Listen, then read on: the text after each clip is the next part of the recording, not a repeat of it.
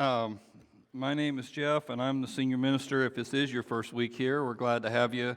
Danielle mentioned it was her first week here this week several years ago, and this weekend was my first week here several years ago, 16 years ago or so. So it is kind of a special time. In the past, we made this a homecoming deal and tried to encourage people who used to come here to maybe think about coming back, and if they moved away or moved out of town to come here. But life changes, and people don't do that sort of thing like they used to do. And so we've kind of evolved this into more of a kickoff. Our ministry kickoff season usually runs from about now, Labor Day, until Memorial Day, and it seems like that's when we see the most people coming in, and the most change in our church happens a lot of times during that stretch. And so as we kick this off, we're just real excited to see where God might want us to go. And a few weeks ago, we were talking about, well, what do we want to hit on here at the beginning? You know, as we're kicking off our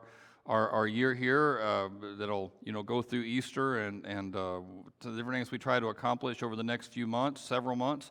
You know, how do we want to kick this off? And we hit on this idea of talking about the full life. That Jesus came to give us life, but not just life, but the very best kind of life. And some people interpret that to be that he wants you to be rich or talented or good looking. And I think all those things are fine. If you're all three of those things, well, good for you, and awesome. And Jesus, I think, certainly can do work with the rich and the talented and the good-looking, and with the not-so-rich and the not-so-talented and the not-so-good-looking. He can do work with all of them. And when he talks about the life in the full, I think he has more in mind than just that kind of stuff. I think he wants your heart to change. And I think he really does offer us the peace and the purpose and the power that makes this life really make sense.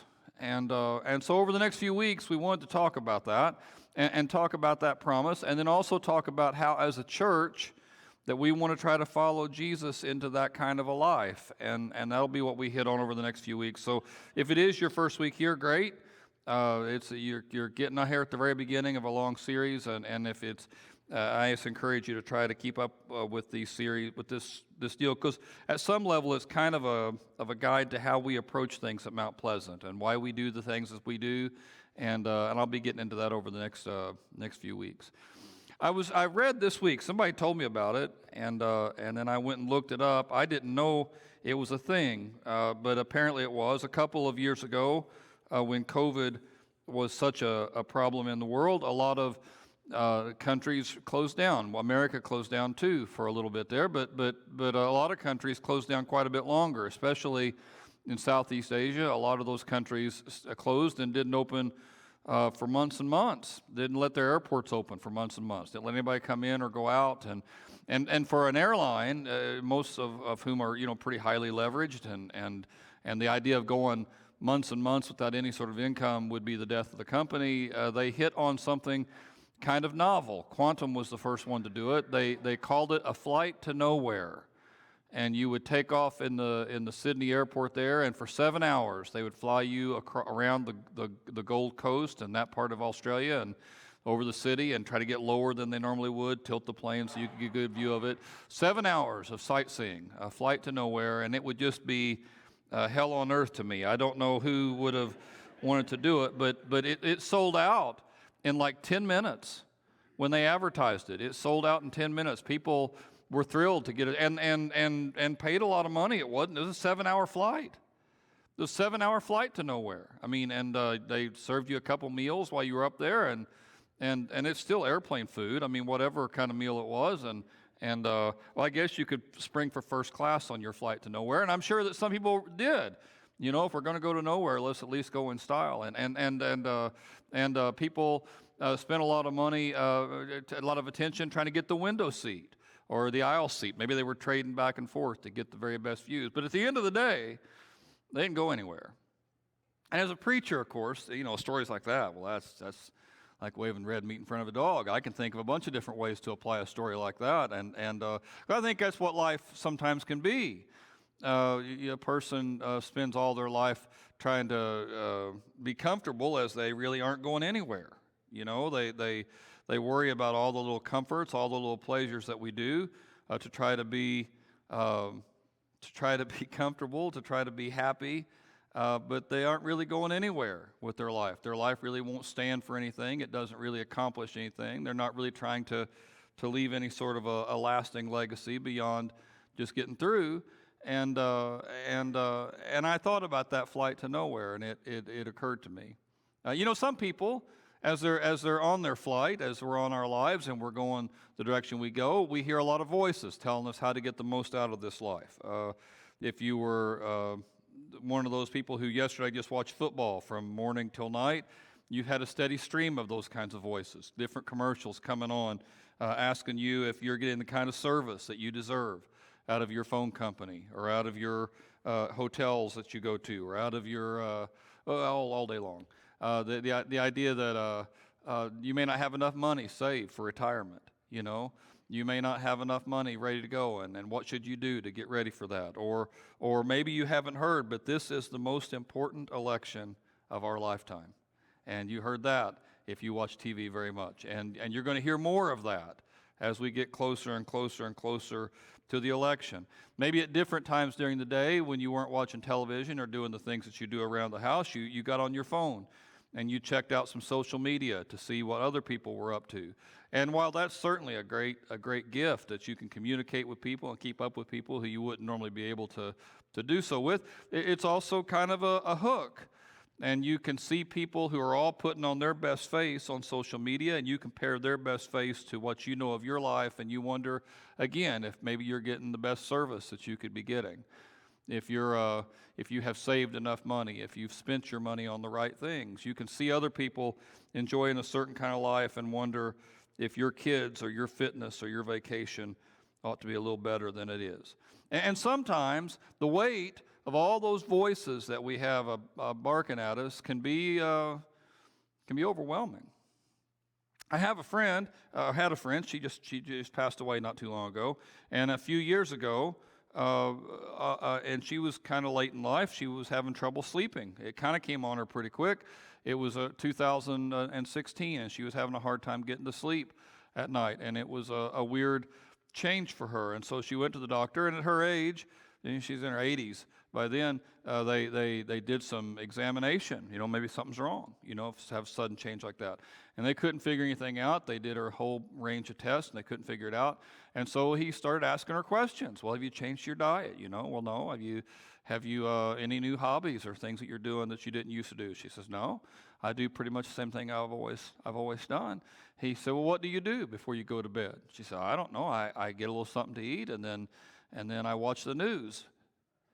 And he says, there you go, right there. It was 2016. It was right in the middle of Trump and Clinton and all that. He says, so I tell you what, just don't watch the news for a couple of days. Let's see what that does for you. And she quit watching the news, and she slept fine. Turned her right around. And some of the voices that we're hearing, like on the news, they know if they can keep you nervous or scared or agitated, you'll keep tuning in. And so they try to keep you all of those things. It can't just be a snow that fell yesterday. It's got to be Snowpocalypse 2012 or whatever, so that you'll keep tuning in, right, to see what's going to happen next. And some of these voices don't have your best interests at heart. They're mostly thinking of themselves and how it can profit them. Frank Minirth and Paul Meyer, Minirth and Meyer, were two psychologists who tried to make what they knew about psychology fit what they knew about Christianity. And they wrote a couple of different books, Happiness is a Choice and Love is a Choice, and that were pretty popular bestsellers back in the 70s or 80s. And the Love is a Choice in particular, I remember reading that, and it was just being eye-opening. And they said as a metaphor, your heart is like a tank, and when you feel loved and respected and accepted, that tank is full. But the problem for almost all of us is that we have leaky tanks. They don't stay full very long, and it's very easy for anything in the world to knock some of that out. And when there's an emptiness there, a vacuum there, we'll seek all sorts of things to fill that up. And I remember reading that and think, well, yeah, that makes, I think I see that in my own life, you know. And some of those voices that we hear telling us that you're not getting the service that you deserve, or that you're not, you know, your car could be better, or your clothes could be better, or your vacations could be better. You know, you should be saving more, or spending more, or having more fun, drinking better beer, than whatever it is. And you would hear all these voices, and sometimes it scratches this itch. Well, yeah, I'll do that. And you do that, and you feel better for a little bit. It fills that tank just a little bit, and that feels good. But it never can completely fill the tank. It never completely fills that void. And what they said, Minirth and Meyer, is that a person will just go thing to thing to thing looking for that. Now, it's possible to have such a relationship with somebody, you know, a really loving mom or dad, or a really loving spouse, or kids that are just top-notch, you know, all the time, and they're all pouring into your tank too, as hopefully you're pouring into theirs. And a person, a really solid person in your life, they can really help a bunch to fill that void. But what they said, Minirth and Meyer, and I agree, that the only thing that really fills that is to know why you're here. And only God can do that for you. I read, I'm fond of C.S. Lewis, and this is not C.S. Lewis, this is another guy, W.M. Lewis. He was a president of a couple different colleges in America. He says the tragedy of life is not that it ends so soon, but that we wait so long to get started. And I think a lot of people do that empty tank, and they try 1,000 different things to fill it, and they wonder why, even though they're making more money, or they have more friends, or they're doing better things than they used to, but it still feels like something's missing. I think you're never going to totally have the peace, the joy, the purpose that you want in life until you tie yourself to Jesus. And part of why I believe that is because Jesus taught it, and it's something that he talked about. And so I just wanted to tell you one of the stories that he talked about, and it'll kind of be our theme verse as we go into this series. In John chapter 10, Jesus is doing some teaching, and it mentions in John chapter 10 that it's during the Feast of Dedication, which in our day, dedication, the Hebrew word for dedication is Hanukkah, and in America, when that celebration, which still goes on, it's called Hanukkah, and it remembers when the Jews threw off the Greeks. The Greeks had conquered, Alexander the Great had conquered Israel, and when he died, he left it to some other generals there, and they all fought over it. And eventually, one branch of the Greeks kind of ran it, and there was a king eventually, about 200 years after Alexander, named Antiochus Epiphanes. And he had the notion that the Jews had been a thorn in the side of the Greeks for too long, that they really needed to assimilate and just become like the Greeks, a process called Hellenization. And we're going to turn the Jews into Greeks. And so they started doing a whole pogrom there of persecution against the Jews. A lot of Jews were killed. They were told that they couldn't do circumcision or Sabbath or study the Torah any longer. They had to completely become like the Greeks. They put up a statue of Zeus in the temple, the Greeks did. It just really ratcheted down the pressure on the Jewish population. And one family rose up and rebelled. They came to be known as the Maccabees, and a bunch of other, eventually it led to another fire of storm. And it tried to capture back Judaism. They were able to chase the Greeks out, and it became Hanukkah, certainly at the beginning when it was celebrated. It was a time to remember how everything was almost lost, that the teachers, the main guys, had just capitulated to the Greeks. They had went along with this. They had very willingly, the leaders had given away the most precious parts of their faith. They had let all that go, and finally the Maccabees had rose up, and they'd remember that. That was the whole story of it. And during that feast, Jesus gets up and does some teaching, and he says, it's all in John chapter 10. He says, I truly tell you, Pharisees, that anyone who doesn't enter the sheep pen by the gate but climbs in some other way just a thief and a robber.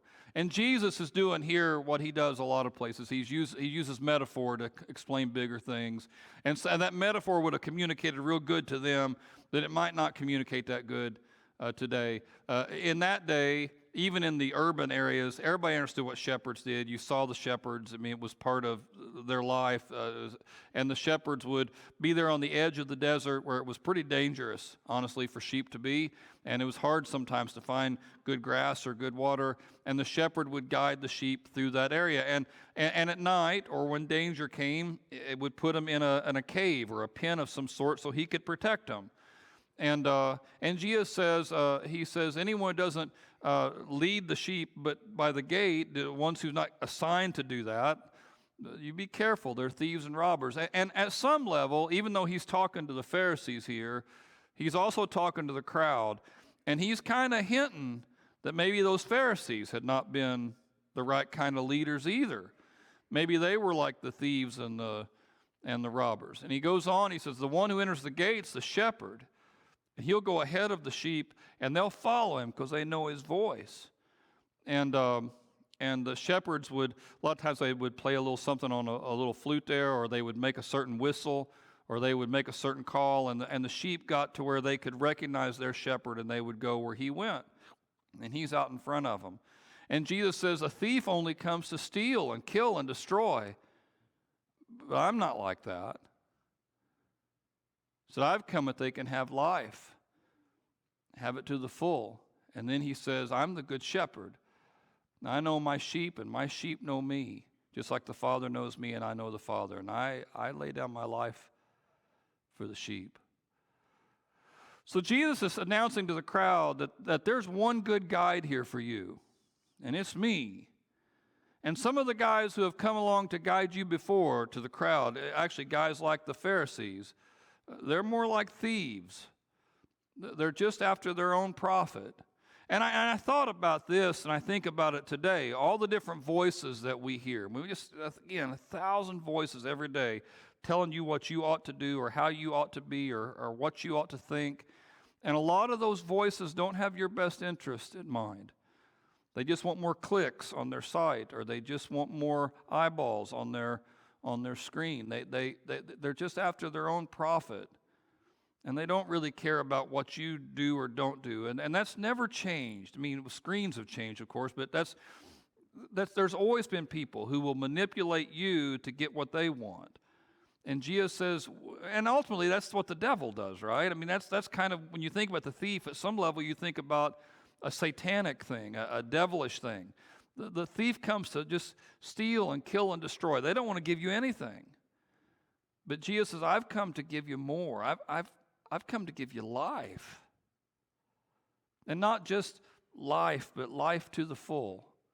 So not just, in my opinion, he's saying not just eternal life, not just heaven one day, but life now. And the very best kind of life now.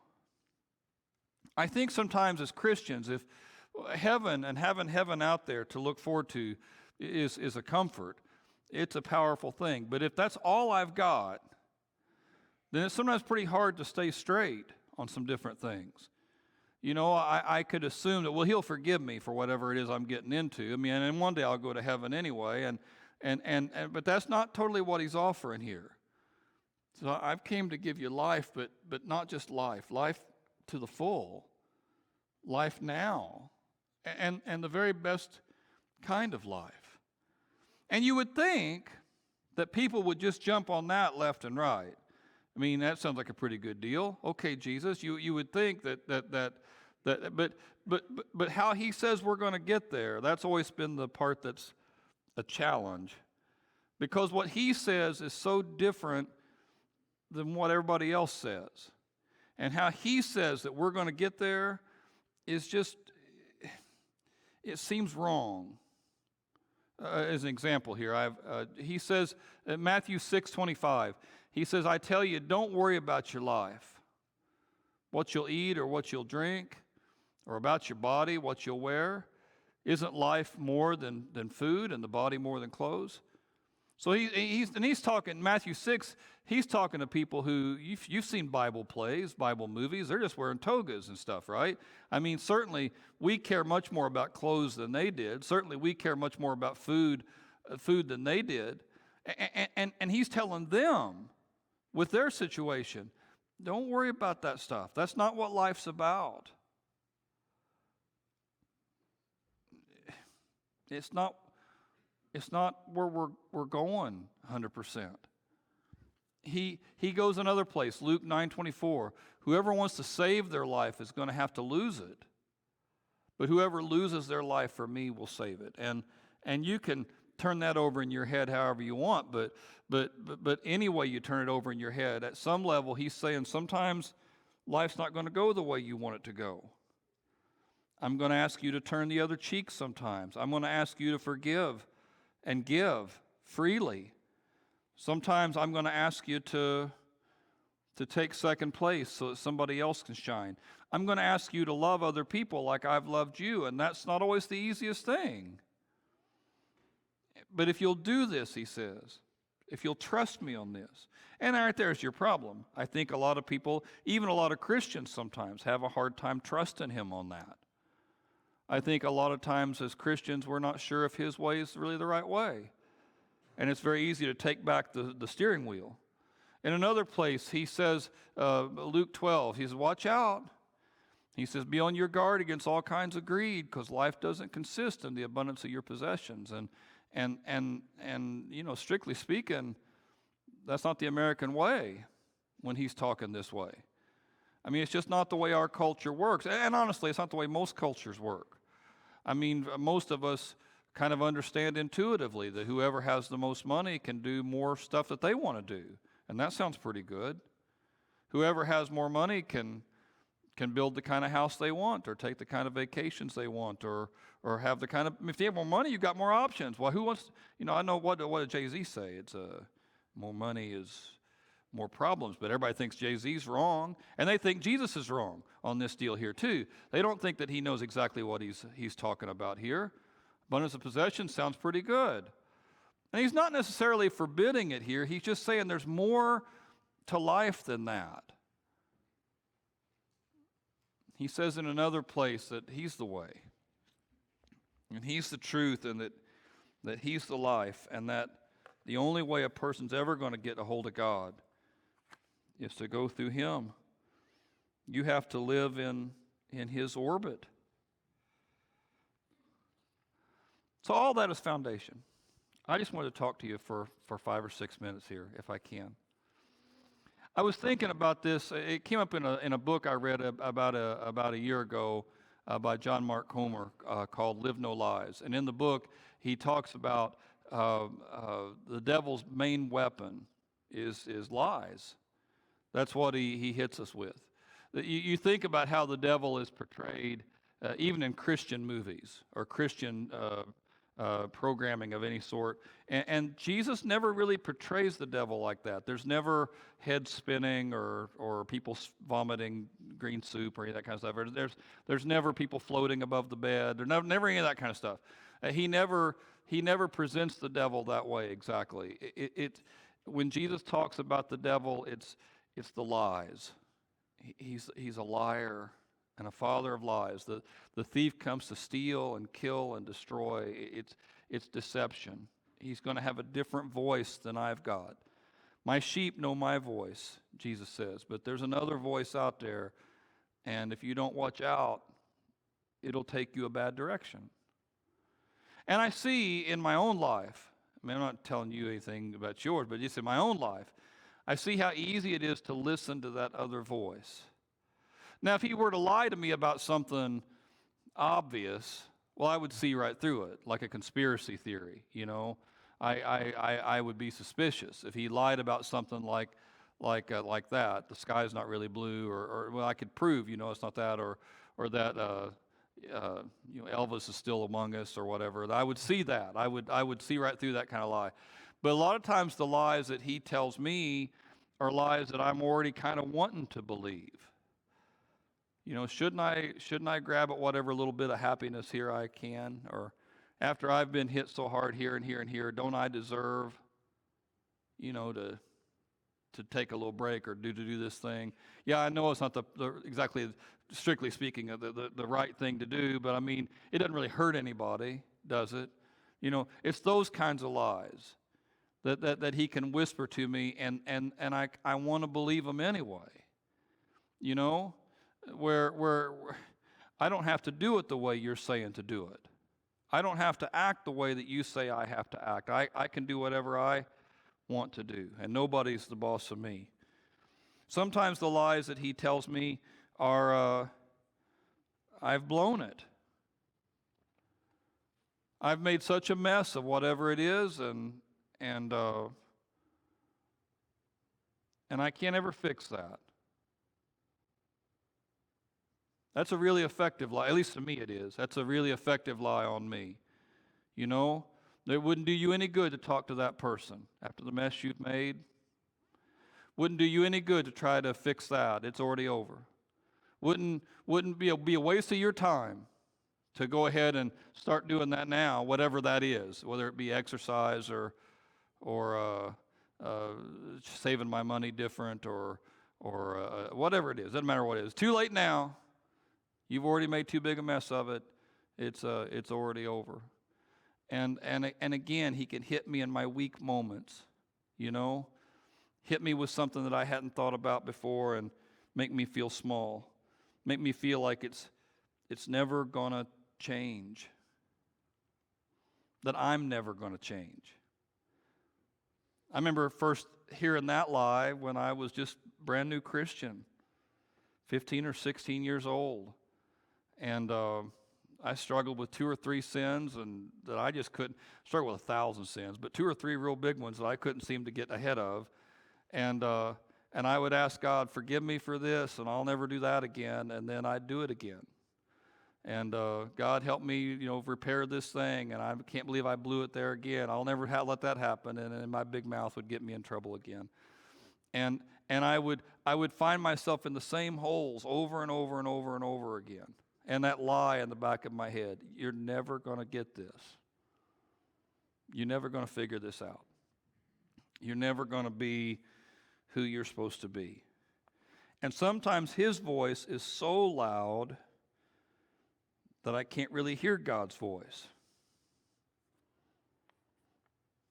I'd go into church and I would see other people who seemed like they had it figured out, but I didn't. And sometimes, after you see that 2 or 3 times, or 200 or 300 times, you start assuming, well, that's just how it is, I guess. Some people are saints like that, and they can pray and read and feel God in a way that regular folks can't. And it'd be cool if I could, but I guess I just can't. And again, that hum and whisper of all these different voices in my head. And against all of that, there's this small whisper from Christ. Just trust me.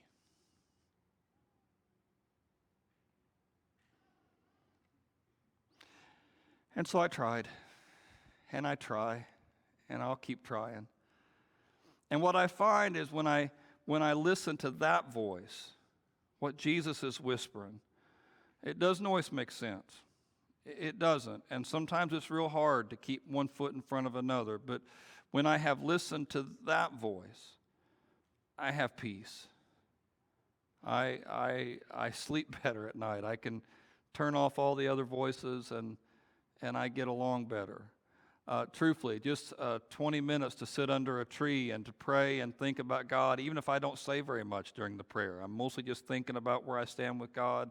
Does me much more good than 3 or 4 hours of college football. And it's not that I don't enjoy college football. I sure do. But I find that the voice I need to hear the most is his. Jesus, several different times in Scripture, will call somebody by name. He'll, Zacchaeus, he says, come down. I'm going to eat at your house today. And Lazarus, he says, come out of the grave. And Lazarus does. Mary, he says at the end, Mary, it's me. and she recognizes him after the resurrection, and he'll say their name. And I think he does that for us.